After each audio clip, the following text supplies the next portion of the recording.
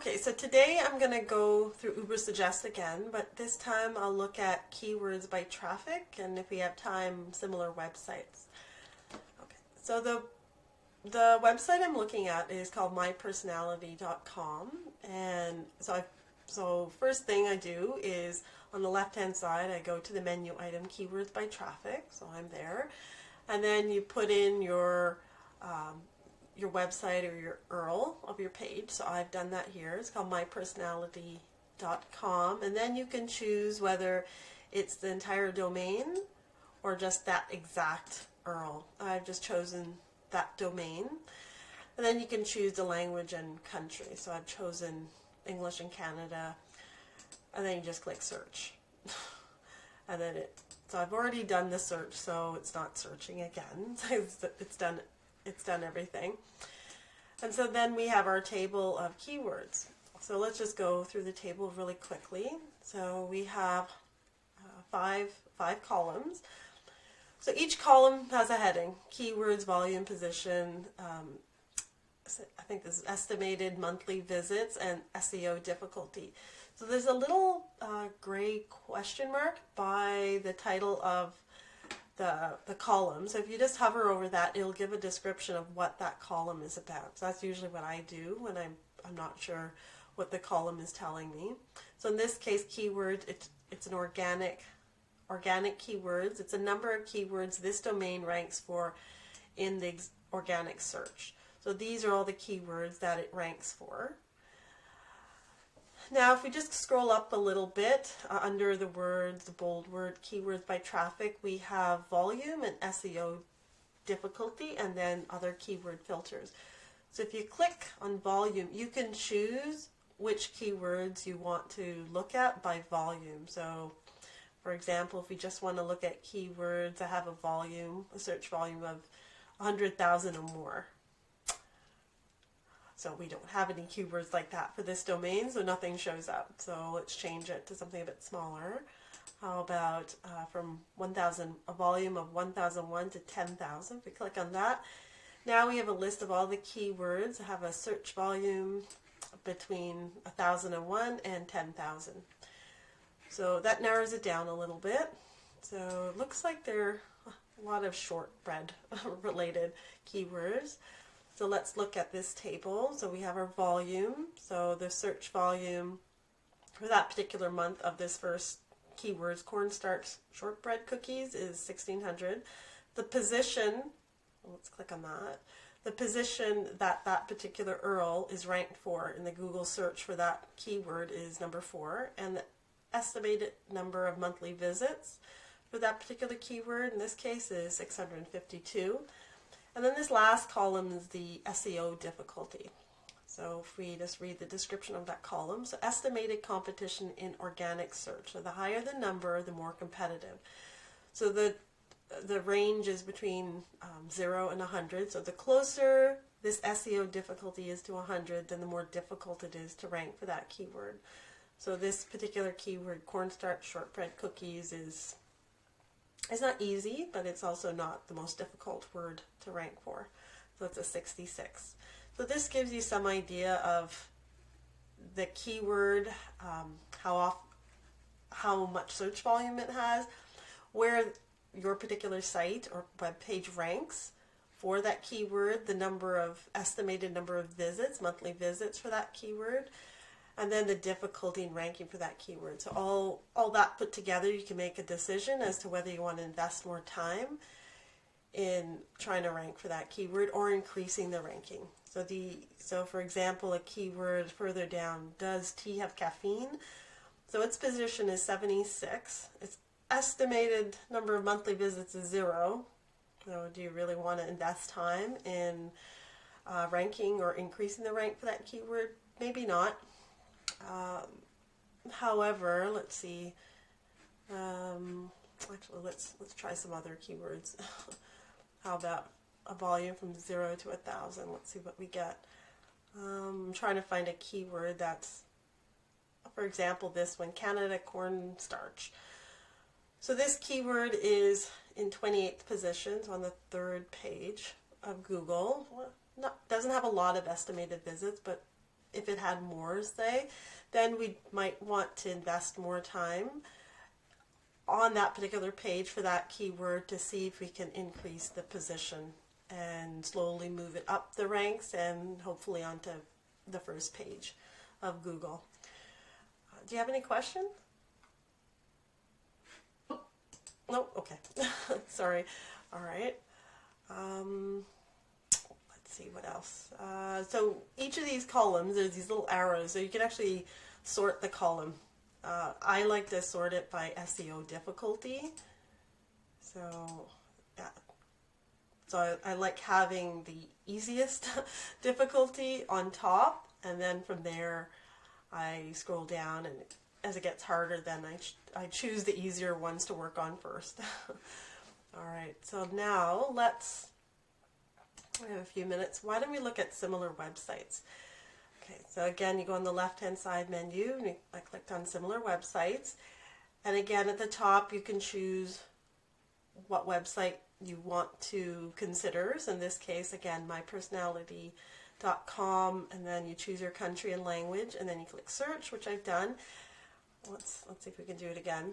Yeah, so I've done that, and now it gives you a list of all the similar websites to the website that you're analyzing or looking at. So it lists, gives you a graph, and it shows 5 other websites plus the one you're analyzing. And then on the right hand side it says more domains with a little arrow. You can click on that, and then it shows you all the other websites that are similar to the one that you're analyzing. Okay, so let's have a look at this graph. So if you pick a point on the graph, for example, April 2021, it will then give you the monthly traffic for all of those similar websites and the one you're analyzing. So that can be useful. So in this case, all the similar websites on the graph, they have a lot of traffic compared to the one we're analyzing. So in that case, it might not be that useful, like for example, allrecipes.com. So we can remove that. So why don't we remove that one? Just click on the X to remove it. And again, like I'm just looking at the ones, like if we look, I picked a point, May 2021.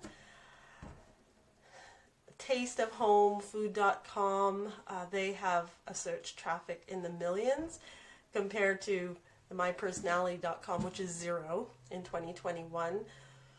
So that skews things a lot. So I would remove them and try and find similar websites with traffic that's closer to the website that you're analyzing. So let's have a look a little bit later in the year, like in January 2022. So again, we're getting better, but Just a Pinch again has searched monthly traffic in the millions. So let's try and get rid of that. So we're getting closer. So this is how I use it, because I want to find the similar websites that are as close to the particular website I'm researching or analyzing, because then it's really hard to compete with, say, a Walmart or something like that, or a site that has monthly traffic in the millions, especially if your site is new and it doesn't have that level of traffic. So we're getting better, although this recipes one. All right.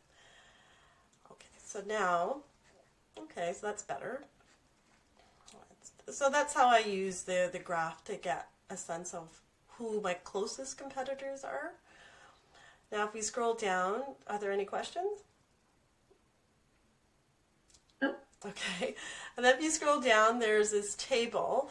So again, let's have a look at the headings. There's similar website, common keywords, keyword gap, estimated traffic, of backlinks. Again, on the question mark, it gives you a more detailed description of what you can find in that column or what that column represents. So in the first column, we have all the websites that are similar to the website you're analyzing. And then in the second column, these are the keywords that are common to both the similar website and the website that you're analyzing. So in this case, mypersonality.com has 31 common keywords with food.com. And then if you click on View All, it will show you those 31 common keywords. We'll click on the arrow to close that. Now the third column is keyword gap. So these are the keywords that food.com is ranking for, but mypersonality.com is not. So again, you can click on the view all and it will show you all those keywords that food.com is ranking for and your given website. So mypersonality.com is not. So that can be useful as well. And then the estimated traffic for that particular similar website, and then the number of backlinks. So based on this information, you can find, for example, keywords that maybe you want to start ranking for, or that might be of value to do a bit more research on. You can look at the backlinks of a particular competitor and think about, or put them on your list as potential businesses or websites to reach out to and try and acquire a backlink from.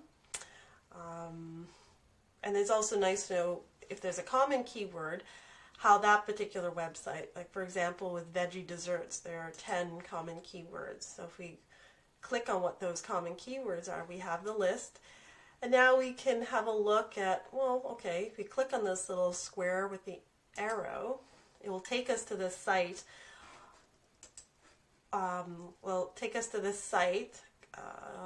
For veggie desserts that is ranking for shortbread cookies with cornstarch. And once it shows up, if it ever does, okay, there it is, then we can go through the article or the web page and see what kind of content they're creating. And this might help us, give us ideas for ways to edit our page or add to our page and create new content, and hopefully increase our position, the position on our website for that particular keyword. Does that make sense? Yeah, so you do you put more of those keywords in your website, or? It's not so much more, it depends. Like in this case, when it's a common keyword, that keyword is already a keyword that the given website, so your website, is ranking for. But what you can do now with this information, knowing that veggie desserts also ranks for shortbread cookies with cornstarch, you can look at that web page on veggie desserts that's ranking for that particular keyword, shortbread cookies with cornstarch, and you can look at their content, and maybe you can get some ideas that you can add onto your website to sort of enhance it and maybe increase the ranks of your website or that particular web page for that keyword. Does that make sense? Yeah. So it's more getting information it's more getting more information when you're looking at the common keywords. But for the keywords gap, that's where you're getting ideas of other keywords that you could be ranking for. And that's when, like, for example, the tiffinbox.ca. So I looked at their list of the keyword gaps. So these are keywords the tiffinbox.ca is ranking for, but mypersonality.com is not ranking for. So now I'm looking at, say, this one, samosa near me. If I click on the little box with the arrow, that might be an interesting keyword to rank for. So I click on the box with the arrow. So this takes me to the web page on the site, the Tiffin box, and then takes me to the post or whatever they're writing about. What was the keyword? Samosas near me. Now I can look at this content and decide, okay, I can write something similar or something equivalent and try and rank for this keyword, samosas near me. And so in this case, with the keyword gap column, you can find new keywords to try and rank for. Does that make sense? Okay. Does that make sense? Yeah. Yeah, so that's, that's how I would use it, at least as a start. Okay, great. So maybe next time I'll look at content ideas and how that works.